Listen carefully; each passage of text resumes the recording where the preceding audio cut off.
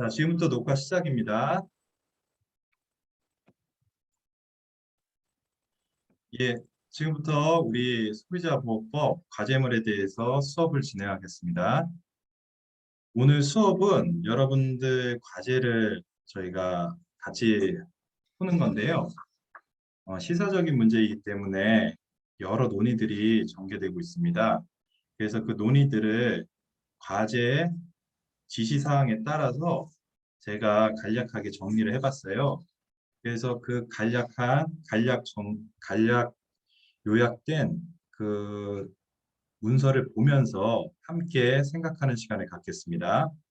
자, 제가 화면 하나 띄우겠습니다. 그게 띄워지는지 한번 볼게요.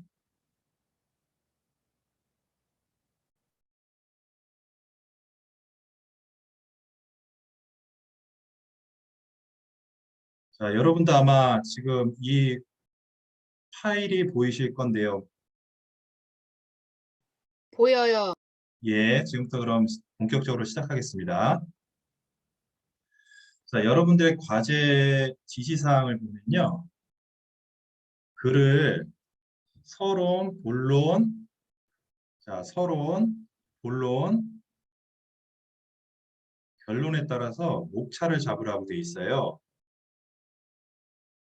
글의 목차는 이런 식으로 잡고 또 글에 들어갈 내용은 과제명 위에 뭐라고 그랬냐면 수술실 CCTV 설치 의무화 법제 도입에 대한 반대론이 들어가야 되고요.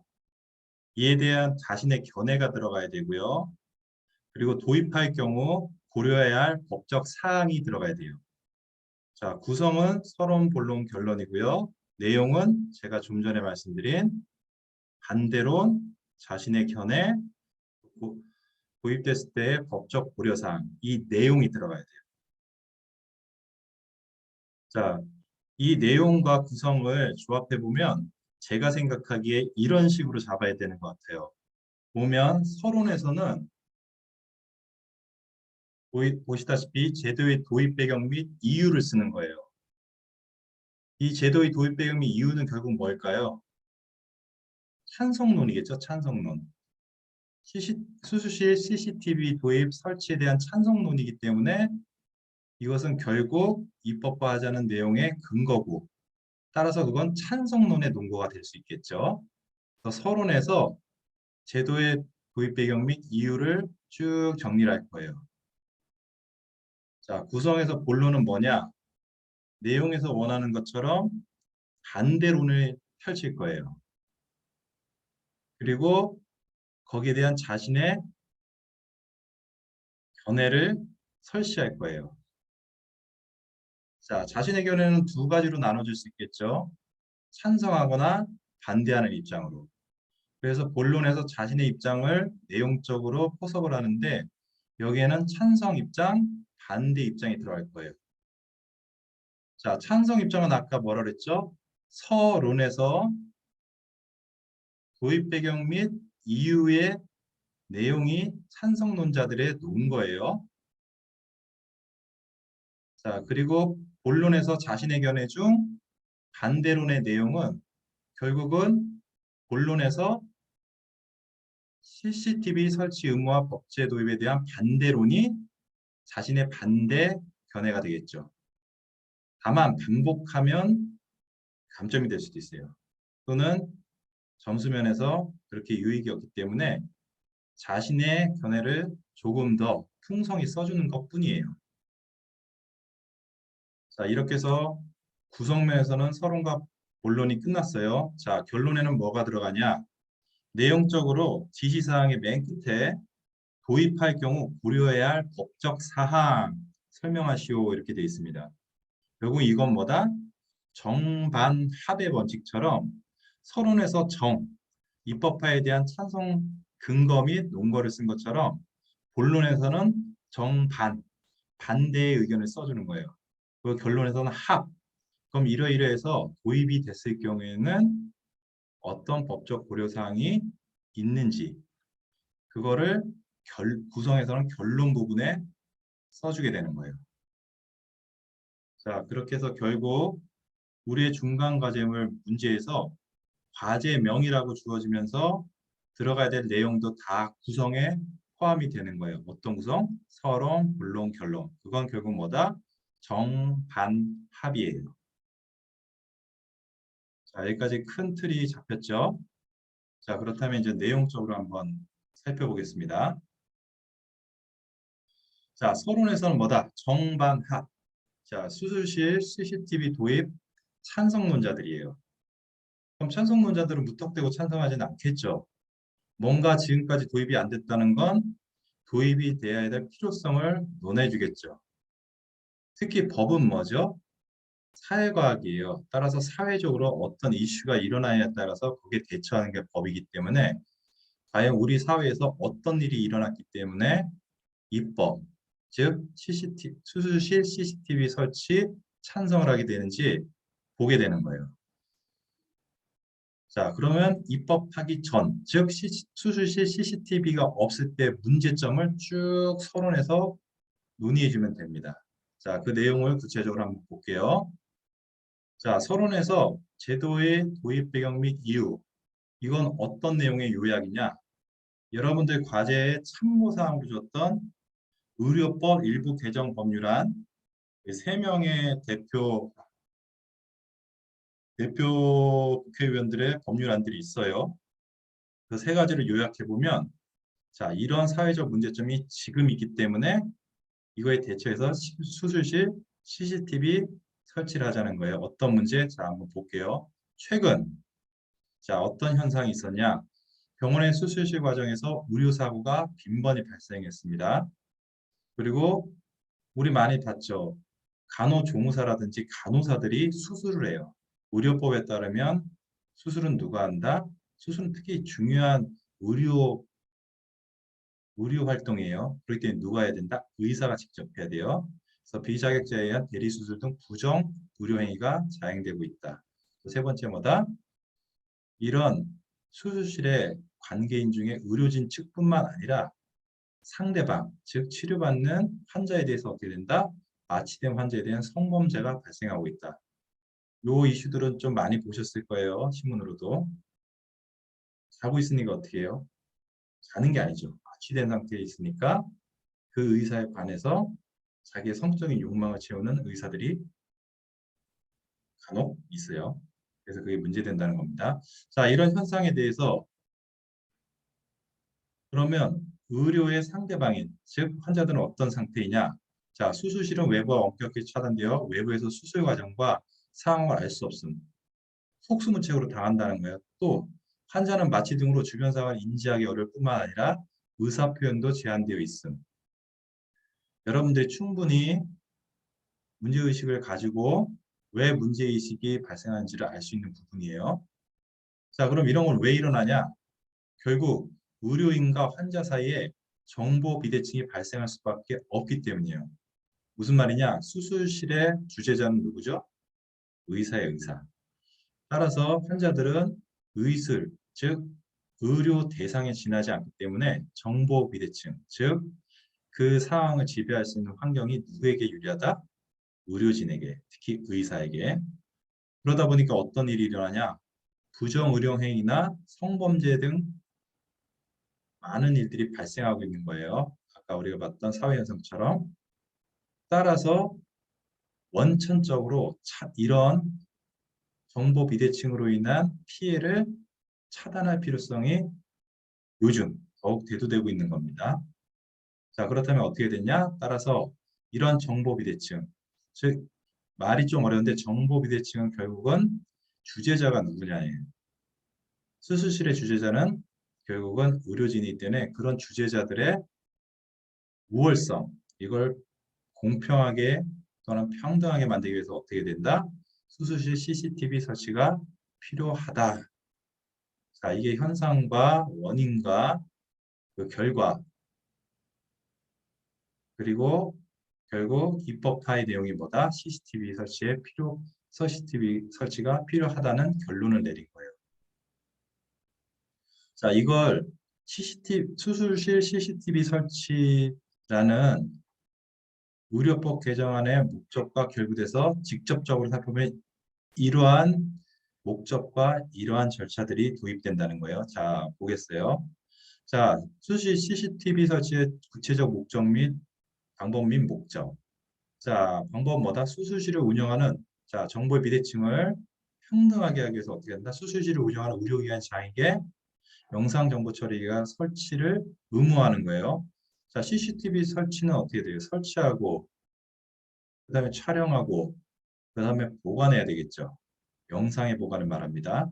이런 일련의 절차를 생각하시면 돼요. 자, 환자 또는 환자 보호자의 요청이 있는 경우 해당 의료행위를 하는 장면을 영상 처리기로 촬영하고 보존하는 것을 의무화. 자, 설치, 촬영, 보존이 있어요. 자, 이런 일련의 과정들을 머리에 넣으시면 됩니다. 자, 그러면 이렇게 된 정보를 어떻게 하냐? 이런 정보의 비대칭을 좀 더 환자 측에 유리하게 하기 위해서 환자 보호자 알 권리를 확보하고 의료 분쟁의 신속 공정한 해결이 가능하도록 제공하겠다는 거예요. 그러한 정보를. 자, 이게 서론에서 논해지는 내용입니다. 결국 서론의 내용은 뭐다? 지금까지 문제된 내용에 대해서 입법화하려는 입법 내용의 정리일 뿐이에요. 자, 여기까지 됐죠? 자, 본론에서는 뭐다 그럼? 이렇게 입법화한대요. 물론 좋다 이거예요. 근데 본론에서는 뭐다? 여기 지시사항의 내용처럼 반대론도 존재한다는 거예요. 자, 정반 합이에요. 정반. 이제 반대 내용을 본론에서 표시하기 시작합니다. 자, 그래서 본론에 자, 정반, 반대 내용을 한번 보겠어요. 수술실 CCTV 설치 의무화 법제 도입에 대한 반대론. 자, 이 반대론은 잘 정리된 글이 있어서 제가 이걸 참고했어요. 변호사 조우선의 글인데 이분이 그 의료진 측, 즉 이 법제의 반대 측면에서 검토한 글이 있었습니다. 그래서 이걸 기본으로 제가 설명해 드릴게요. 자, 반대론의 첫 번째 논거. 자, 정보잖아요. 더군다나 요즘 뭐 우리 CCTV로 쌓이는 영상 정보가 어떻다고 그래요? 해킹될 수 있다고 그러죠. 해킹의 위험성 및 사생활의 비밀의 침해. 해킹은 왜 하겠어요? 그게 고급 정보를 해킹하기도 하지만 말초적이고 성적 어떤 만족감을 위해서 그런 정보들을 캐내기도 하거든요. 그러다 보면 어떻게 된다? 사생활의 비밀이 침해되겠죠. 자, 실제로 2014년 강남의 한 성형, 자, 내용들을 구체적으로 볼게요. 자, 실제로 2014년 강남의 한 성형외과에서 수술 전 나치 사진들이 외부로 유출된 적이 있습니다. 자, 그러면 이게 왜 일어났냐? CCTV에 의한 영상 정보는 의료진뿐 아니라 병원의 운영자, 기술직원, 영상 저장 장치의 수리기사 등 이게 문제예요. 여러 사람의 손을 거치게 되어 내밀한 정보, 신체 영상 등 여기 나치 사진이라고 그랬죠? 노출 또는 유출될 가능성이 높아집니다. 더욱이 망라적으로 도입될 경우, 즉 영상 촬영 의무 대상 기관, 즉 병원, 의료진료기관이 중소병원일 경우 CCTV 영상 정보를 안전하게 보관하고 있을지 의문이라는 거죠. 이게 도입 반대의 한 논거가 됩니다. 또 하나는 뭐다? 자, 그런 내밀한 영역의 정보가 유출될 수도 있지만 CCTV를 논다는 것은 감시하겠다는 거잖아요. 감시. 그럼 뭘 감시해요? 의료 행위를. 자, 의료 행위는 어떤 내용이다? 진료 계약은 의사와 환자 사이의 계약인데 환자의 요청이 있는 경우 의사의 거부권이 보장되지 않은 채 무조건적으로 진료 과정을 촬영하도록 하고 이를 열람할 수 있도록 하는 것은 근로감시 혹은 계약감시에 해당되어 의료진의 자유로운 근로의 자유를 침해함. 자, 이건 헌법적 권리일 수 있어요. 근로의 자유는. 자, 그 다음에 세 번째, 또 어떤 부작용이 나타나냐? 전공의 적절한 수련기의 박탈 우려 및 외과계, 우리 내과, 외과 그러죠? 그때 외과를 말합니다. 그런 개통, 외과에 따르는 그런 개통의 진료, 깊이 심화 우려가 있다는 거예요. 자, 의료사고 여부와 관계없이 수련 과정에서 전공의가 CCTV가 설치된 수술실에 입실하는 경우, 자, 찍어 놓겠죠? 그러면 어떻게 돼요? 향후 환자들의 항의 방지를 위해 교수, 집도이겠죠. 여기서는 뭐죠? 진료 계약을 맺은 당사자, 담당 의를 말해요. 전 과정을 진행할 것이고 전공의는 여기에 참여한 전공의는 수련에 필요한 필수 과정임에도 불구하고 수술에 즉 수술 자체에 거의 참여하기 어려울 것으로 보이고 결국 어떤 현상이 어떤 결과가 나온다? 수술 참여에 동의하지 않는다면 즉 환자 측이 동의하지 않는다면 수련 기회가 발달될 수 있습니다. 그럼 결국 어떻게 돼요? 전공의들이 수련 기회가 없다면 이들이 전문의가 되거나 아니면 개업의가 될 수 있는 기회를 박탈하게 되겠죠. 자, 그러면 어떻게 된다? 우리나라 의료 수급 체계가 붕괴될 수도 있습니다. 자, 그리고 또 어떻게 된다? 한편 수술이 빈번한 외과계, 내과는 진단과 치료가 주로 되는데 외과계는 치료의 방법 중에 우리 특히 정형외과를 한번 생각해 보세요. 정형외과에서는 째고 찢고 갈아내고 뭐 그런 일들이 많죠. 그거 다 뭘 전제로 하죠? 수술을 전제로 합니다. 따라서 외과계에 대한 지원이 기피될 수밖에 없겠죠. 자, 여기까지 정반 여기까지 설시를 했어요. 서론에서 정, 자, 본론의 첫 부분에 반대 의견. 자, 본론의 후반부에는 뭘 해야 된다? 정반에 대한 자기의 의견을 취해야 돼요. 내가 정으로 갈지, 즉 수술실 CCTV 설치 입법화에 대해서 즉 찬성하는지 반대하는지를 택해야 돼요. 자, 그럼 찬성하는 입장에서는 어떤 부분을 다시 설치하거나 그 내용을 풍성히 하면 될까요? 아까 말했던 서론에서의 정에 해당되는 입법 근거 및 입법 목적을 다시 한번 거론해 주시면 되는 겁니다. 그리고 또 여러 자료를 또 취합할 수 있다면 특히 이게 이슈화되는 내용이기 때문에 여러분들이 쉽게 인터넷 같은 데서 자료를 찾을 수 있습니다. 그래서 그런 자료들을 좀 더 풍성하게 써주시면 됩니다. 자, 반대 의견. 자, 반대 의견은 뭐다? 아까 정반, 본론에서의 앞부분, 오입 반대 의견 있죠? 그걸 다시 한번 거론하거나 아니면 좀 더 많은 내용들을 설치해 주면 돼요.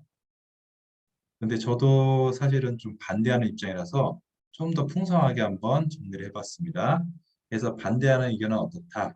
아래와 같은 내용들이 더 첨가될 수 있는 겁니다. 자, 어떤 내용이 첨가되느냐? 자, CCTV 설치 의무가 된 게 우리가 또 하나 사회 문제가 됐던 내용들 아시고 계시죠? 유치원 또는 유아원에서 아동들이 학대되는 경우를 많이 봤지 않습니까?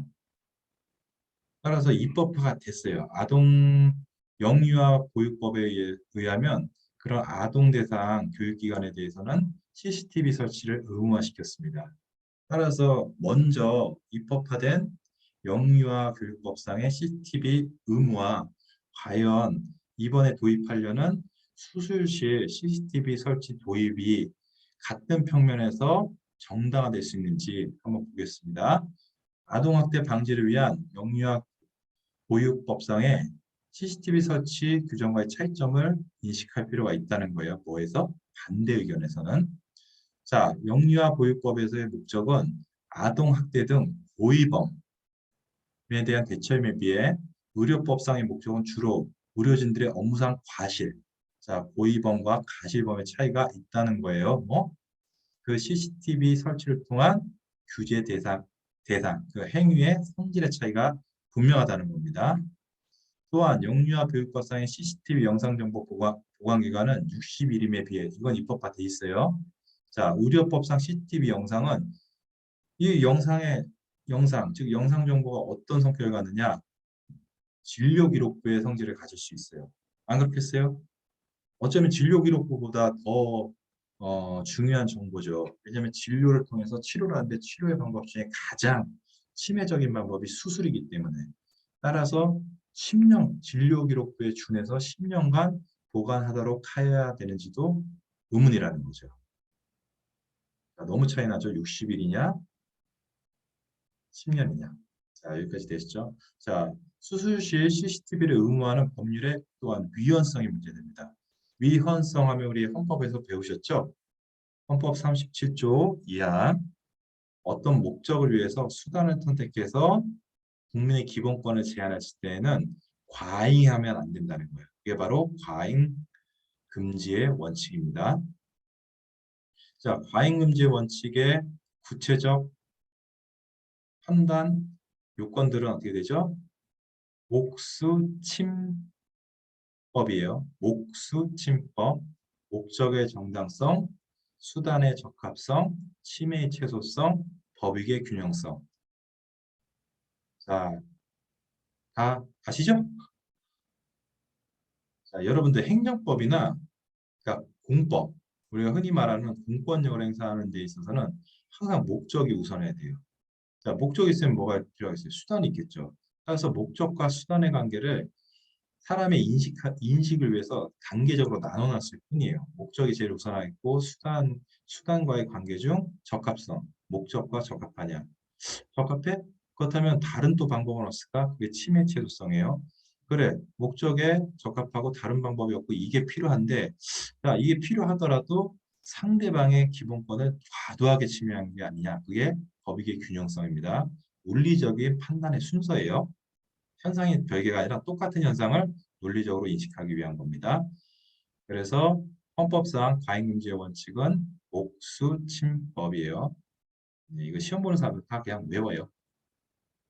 자, 그래서 한번 이 순서에 따라서 수술실 CCTV 설치 의무화 행위가 즉 공권력 그 입법이 정당화될 수 있는지 한번 보겠습니다.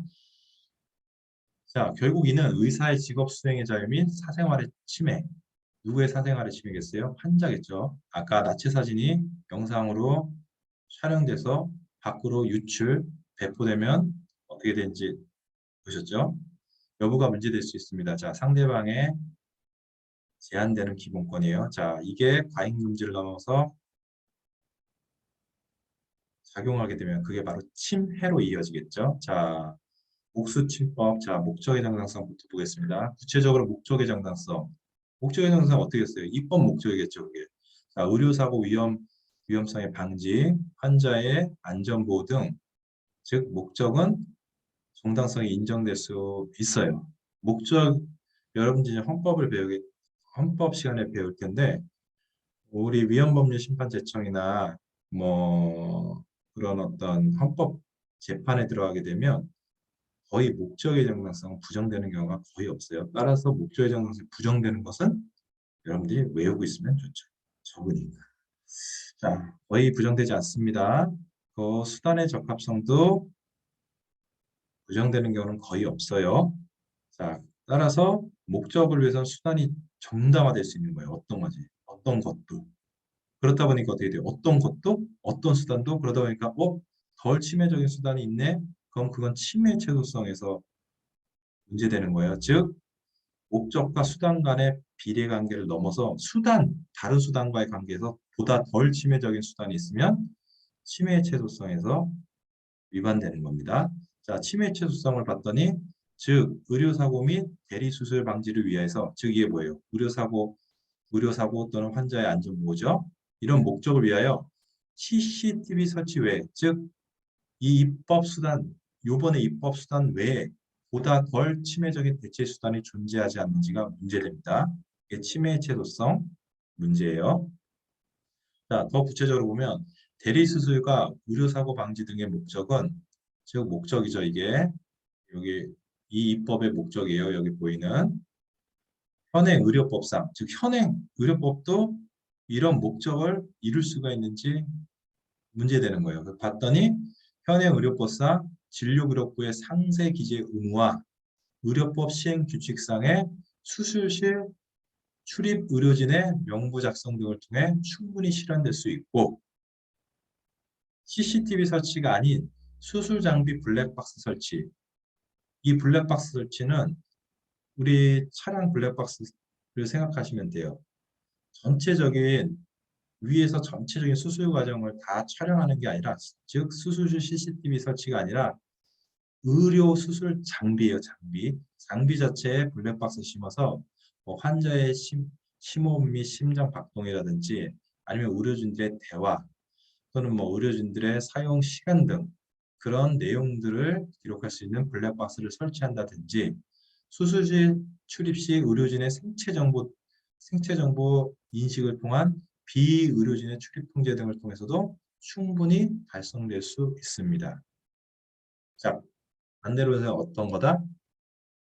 보다 덜 치매적인 수단이 있다는 거예요. 뭐에 비해서? 수술실 CCTV 설치보다 보다 덜 치매적인, 즉 의료법상 있는 제도와 또한 의료법상 제도는 없지만 이런 제도를 통해서 보다 덜 치매적인 수단으로도 충분히 목적, 뭐죠? 의료사고의 위험성을 방지하고 환자의 안전을 보호할 수 있다는 거예요.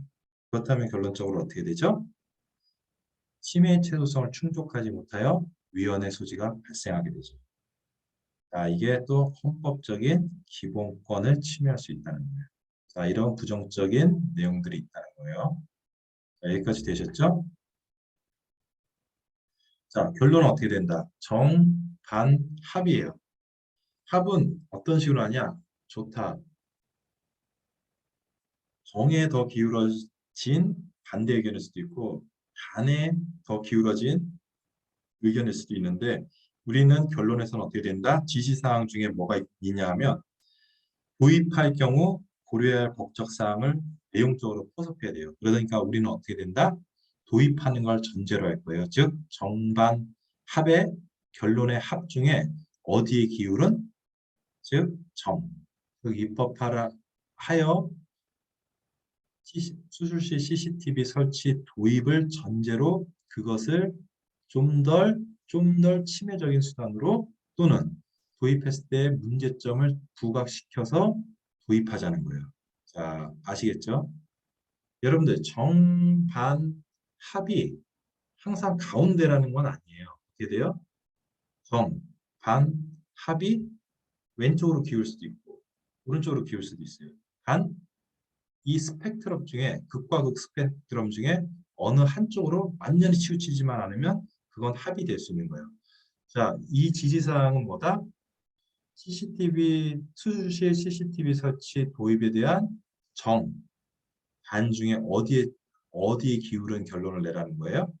도입될 경우에 법적 사항을 지적하라고 했으니까 정, 이쪽에 기울은 결론을 내라는 거예요. 자, 그렇다고 완전히 기울면 안 돼요. 자, 그러다 보니까 어떻게 된다? 도입을 전제로 이러이러한 면에서는 경계를 하거나 이러이러한 면에서는 조심을 해야 된다. 자, 그래서 지시사항이 뭐다? 도입할 경우 고려할 법적사항을 설명하시오. 이걸 결론에다 우리가 쓸 거예요. 따라서 도입했을 때 문제점 또는 염두에 둬야 될 점을 우리가 지적할 겁니다. 자, 이런 것도 그냥 생각해 보시면 돼요. 수술실에 CCTV를 설치한다. 그럼 어떤 면을 생각해야 될까요? 어떤 행위이든 목적이 있고 대상이 있고 수단이 있고 또 거기에 대한 제재가 있어요. 그걸 하나하나 그냥 생각하시면 돼요. 자, CCTV 설치를 한다. 대상이 있겠죠. 자, 그래서 처음에 뭘 한번 생각해 봐야 된다. 자, 수술실 CCTV 설치를 하게 되면 대상, 즉 범위를 명백히 해야 된다는 거예요. 자, 이게 왜 또 문제가 되냐면 여러분들 수술 해보신 분들이 많을 것 같아요. 요즘엔 의료기술, 또 의료 서비스의 접근성이 발달되기 때문에. 저 같은 경우에도 병원에 꽤 오래 입원을 했었어요. 초등학교 1학년 때 2달, 5학년 때 1달, 그리고 간혹가다 뭐 무릎에 인대 찢어서 입원도 하고. 그랬을 때 제가 참 힘들었던 게 수술실에 들어가기 전에 어떻게 돼요? 금식해야 되죠. 그리고 제모 작업도 하고 뭐 재밌는 작업들이 있어요. 그것도 문제는 뭐죠? 수술실에서 마취 상태에서 수술 받은 다음에 마취가 깨지 않으면 이거 큰일 나죠. 그래서 마취 의사도 굉장히 중요한 분이에요. 이 얘기를 왜 하느냐? 수술은 단순한 수술실 자체에서의 행위도 있지만 그 전후에서 일련의 과정들이 있다는 거예요. 그럼 수술실, 장소적으로는 수술실인데 그럼 수술이라는, 즉 개복이라는 현상만 하냐 아니면 개복 전에 마취의 일련 순간까지 다 해야 되냐 또 회복까지 해야 되냐, 그건 여러 가지 문제죠. 자, 그래서 자, 내용을 보겠어요. 수술 과정은 그 준비에서 회복까지 일련의 절차로 어떤 부분을 대상으로 할지를 명확히 하여야 예견 및 수행 가능성 충족이 가능하다는 거예요. 수술실이라는 장소적인 내용을 한정했기 때문에 무한정 수술실에 그냥 계속 틀어놓으면 어떻게 돼요? 수술과 관계없는 영상도 찍힐 수 있겠죠. 그렇기 때문에 장소는 한정됐지만 그 대상인 수술의 일련의 과정 중 어느 부분을 할지도 한번 검토해 봐야 된다는 거예요. 자, 찍힌다는 건 뭐죠? CCTV에 는 감시한다는 거예요. 감시한다는 건 뭐예요? 상대방의 기본권 또는 권리를 제한하고 있다는 거예요. 그럼 그 부분은 명확하고 적을수록 좋겠죠. 자, 이걸 염두에 둬야 됩니다. 자, 두 번째, 도입할 경우, 다 도입할 경우에요. 도입할 경우 CCTV 설치 의무자 및 촬영자와 보관자의 범위를 명백히 하여야 함. 이건 뭐예요? 법이라는 건 수범자가 있어야 돼요. 법은 공통의 즉 공공을 목적으로 하지만 그 공공을 이루기 위해서 어떻게 된다? 개개의 수범자를 전제로 하는 겁니다. 그때 그 수범자를 명백히 하지 않으면 위헌의 소지가 있어요. 자, 법적 의무를 지게 되는 수범자의 범위를 명백히 하여야 책임 소재 및 예견 가능성을 확보할 수 있습니다. 자, 이건 당연히 예상할 수 있죠. 자, 세 번째, 도입할 경우. 자, 도입할 경우에다 CCTV 설치, 촬영 및 영상 보관에 있어 그 위반자에 대한 제재를 명백히 하여야 함. 여러분들 개정안 보셨는지 모르겠지만 의료법이 뭐 의사들 싫어하는 사람들도 있지만 의료법이 의사들한테 가혹하기도 해요. 그러면 의료진들은 어떤 걸 전제로 해요? 치매, 즉 치매 진료나 침습이라는 치매 행위를 하지만 그 치매 행위가 법적으로 허용되는 행위거든요.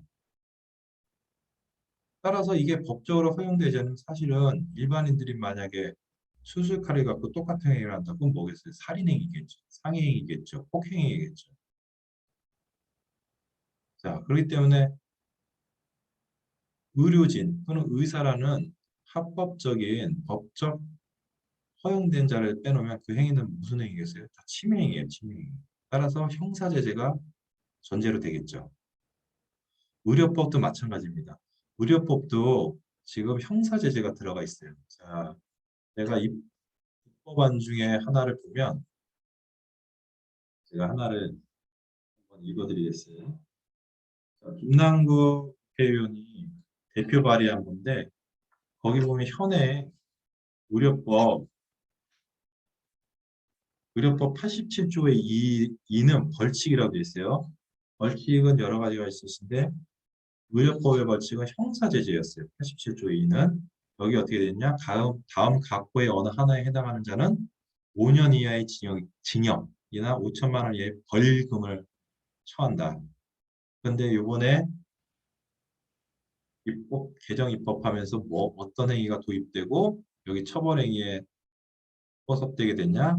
바로 CCTV 설치 의무 위반자들. 그 자들이 형사제재, 즉 5년 이하의 징역이나 5천만 원 이하의 벌금에 처하게 됐다는 거죠. 아, 형사제재예요. 자, 형사제재하면 바로 뭐가 떠올라죠? 죄형 법정주의. 자, 죄형 법정주의에서 가장 문제되는 어떤 판단 요건이 뭘까요? 명백성입니다. 명백성. 요즘은 거의 소급해서 적용하는 경우는 없어요. 제일 중요한 건 뭐다? 명백하지 않다는 게 가장 큰 문제입니다. 형사제재에서. 자, 보겠습니다. 도입할 경우 CCTV 설치 촬영 및 보관자에 있어 그 의무자에 대한 제재, 형사제재입니다. 따라서 뭐예요? 개정의료법 안은 위반자에 대한 제재에 있어 형사처벌을 전제로 하고 있으므로 좀 전에 읽어드렸어요. 의료법 76조의 87조의 2입니다. 죄형 법정주의에 따라 명확하고 적절한, 자, 명확성과 적절성입니다. 형사 제재가 가해지도록 하여야 함. 자, 이게 우리의 지시사항 중에 도입될 경우 고려해야 할 법적 사항입니다. 이걸 어디에 넣었다? 결론에. 자, 이렇게 전체적으로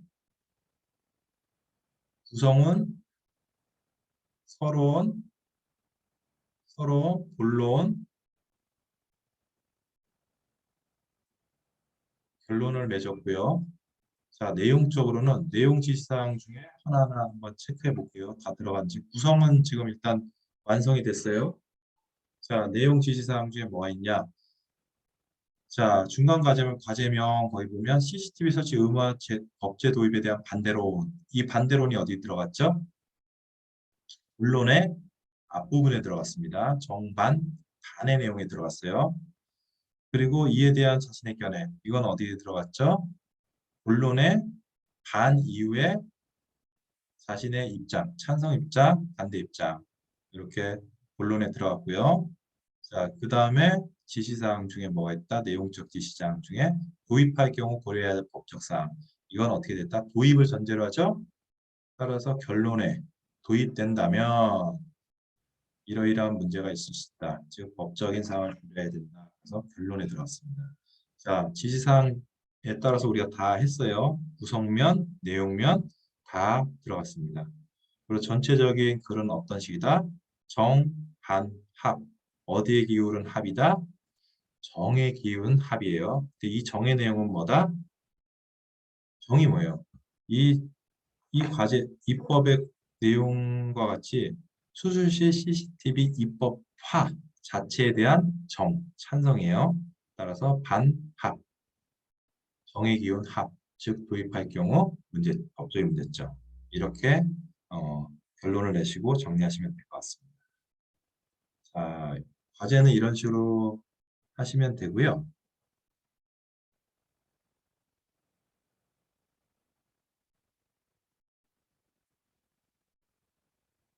자, 이제 질문을 받겠습니다.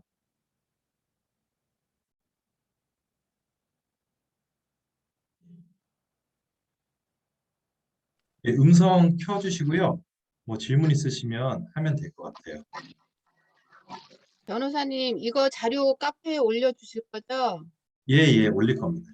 네. 이거 똑같이 쓰시면 안 돼요. 그럼 다들 그럼요. 똑같아가지고. 예, 네네. 다 알아서 아마 달리 쓰실 거예요. 예, 이거 잘못하면 똑같은 내용이라고 그랬고. 제가 그러면 표절돼서 안 돼요. 그렇죠. 제가 두 가지 자료를 올려드릴 거예요. 뭐 네. 영상은 당연히 올라가고 하나는 좀 전에 제가 정리한 그 내용의 글 하나고요. 네. 하나는 아까 그 조 변호사가 정리한 네. 반대론 입장에서의 글 하나를 올릴 겁니다. 두 가지 글을. 네. 감사합니다. 예. 또 뭐 말씀들 있으시면 자유롭게 하시면 됩니다. 지금 변호사님, 예, 예. 최근 언론에 그 CCTV 설치 반대론의 그 기자들이 쓴 게 많이 있더라고요. 예, 예, 맞습니다. 예. 그 내용을 좀 함축적으로 이렇게 해서 과제를 해도 괜찮죠?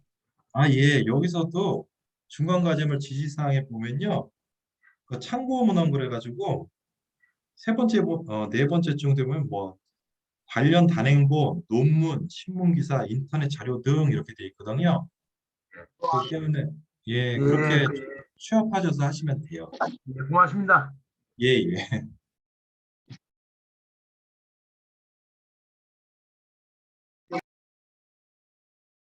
예, 또 질문들 있으실까요?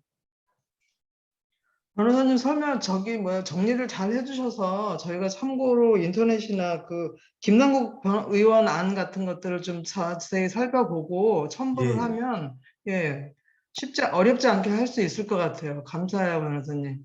예, 제가 이제 틀을 이렇게 제시를 해드렸으니까요. 네네. 정보를 찾으셔서 더 넣으시면 네. 차별화도 되고 더 풍성한 글이 되실 거예요. 네, 저희가 전체적으로 6쪽이라서 좀 예, 찾아서 예. 첨부를 해야 될 것 같아요. 예, 맞습니다. 네. 이게 늦은 시간 제가 감사합니다. 네. 예, 지시사항 보니까 글자 크기 11포인트, 네. 유간격 160이거든요. 네. 생각보다 이게 자료들 많이 넣지는 못하실 수도 있어요. 네. 그래서 한번 함축적으로 자료 넣으실 때 네. 모르겠어요. 레포트 형식이기 때문에 사진 같은 거 넣어도 좀 좋아하는 경우도 있더라고요. 그리고 그건 제가 이제 이 교수님이라든지 우리 이제 방통대의 어떤 경향을 모르기 때문에 그건 선후배 물어봐서 사진이라든지 그런 첨부 자료들을 좀 본론에 본 글에 넣어도 되는지 첨부해도 되는지 그건 좀 알아보셔야 될 것 같아요. 네. 예, 또 이렇게 뭐 질문 사항 있으실까요? 그러니까 글 쓰실 때 서론, 본론, 결론을 만약에 제시하라고 그러면 대부분 정반합으로 생각하시면 돼요. 어, 정반합이든지 아니면 반정합이든지 이런 식으로 이제 서술을 하시면 그렇게 어렵지 않게 서술하실 수 있습니다. 예. 네.